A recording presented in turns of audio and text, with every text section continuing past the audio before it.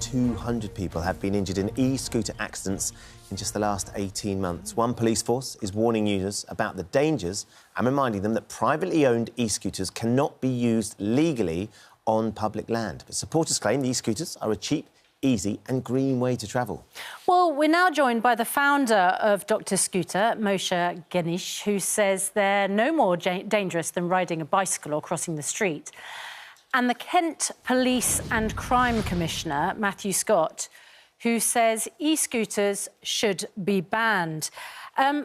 Matthew Scott, they are banned from public roads, aren't they, currently, apart from in trial areas?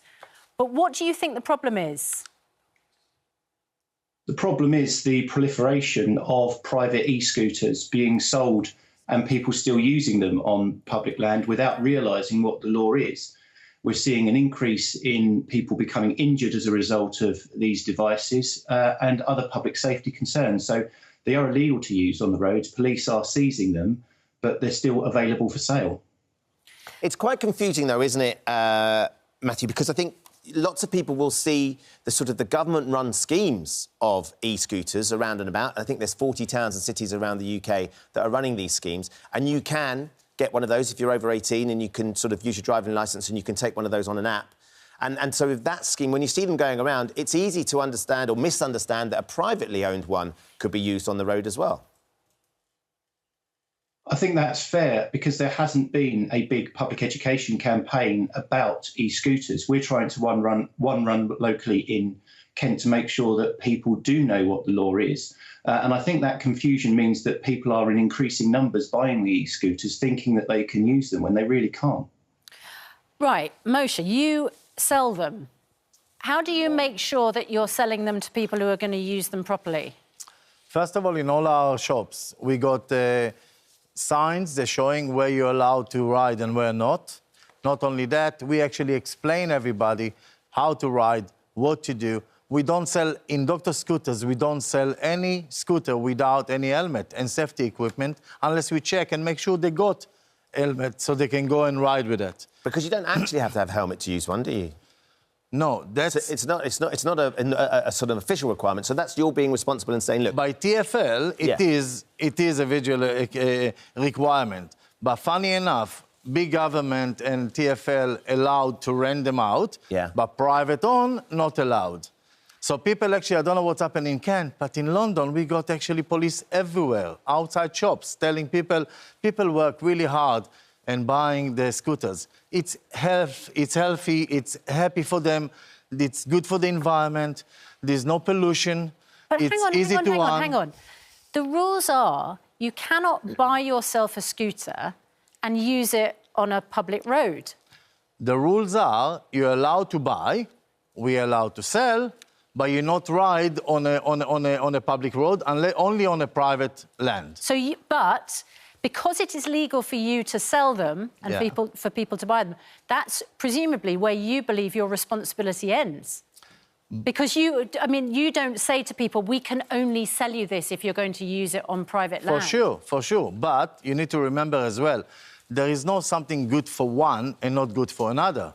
It doesn't make sense that somebody can hire a scooter that he never got any information, he never done anything in his life, he never tried, he just come, even land from different country, come over, taking a scooter and straight away go and ride it. We actually explain how to ride, explain about the motor, how is it working, how to ride it.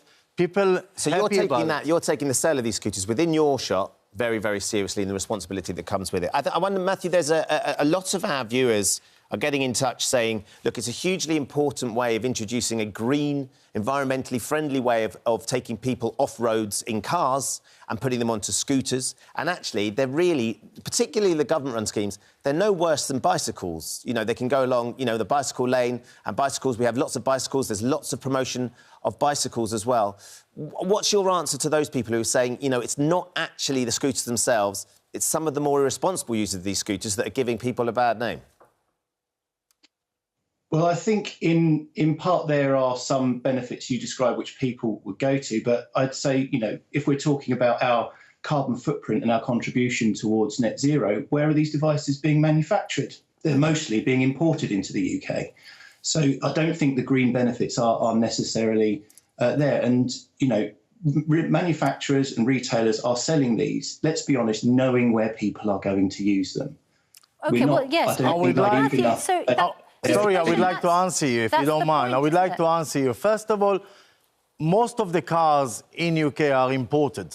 And they're all imported from all over the country, all over the world. Same as bicycles, same as bikes. But how do you address the point that you're selling these e-scooters?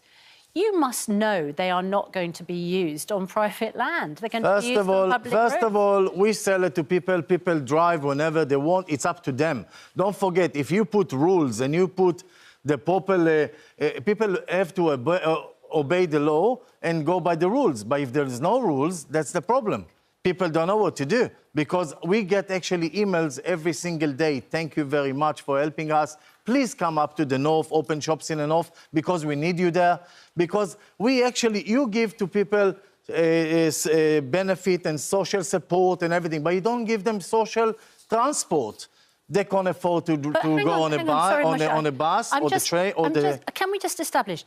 The rules are, you can buy an e-scooter, you cannot... on a private land. And you can only drive it on private land, unless you're renting it as part of a trial.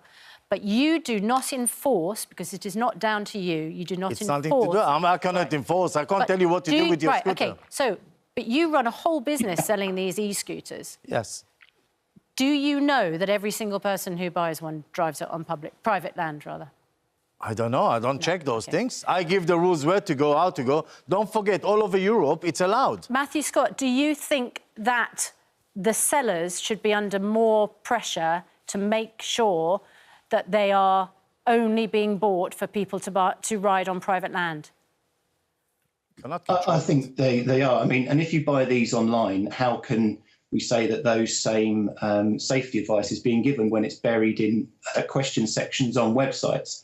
So I think that retailers do need to be more responsible. Let's not be naive here. We know where people are buying e-scooters. We know they're using them on public land. Personally, I think we should just ban the sale of e-scooters. If the government wants to introduce public hire schemes, then let's look at the evidence base for that. But I think that we are in danger with the increase in number of seizures from the police, the complaints that I'm getting from consultants in major trauma centres, in hospitals, about e-scooter injuries. We've got to do something very, very quickly. OK, we're going to have to leave it there. I'm afraid we're out of time, Moshe. Sorry. Apologies. Just one last thing I would like to put, if you don't mind, please. Please check with regards to all the accidents and everything.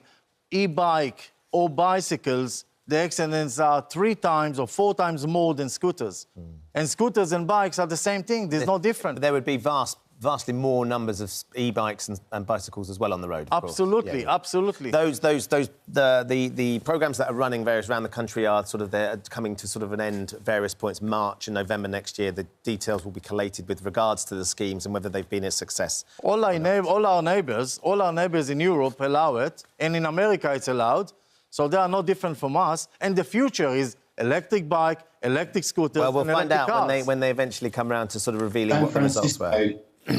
Matthew, I'm afraid we're going to have to leave it there. We're really out of time. That's the Kent Police and Crime Commissioner Matthew Scott and also Moshe Guinness from Dr. Scooter. Thanks for joining us. Thank you.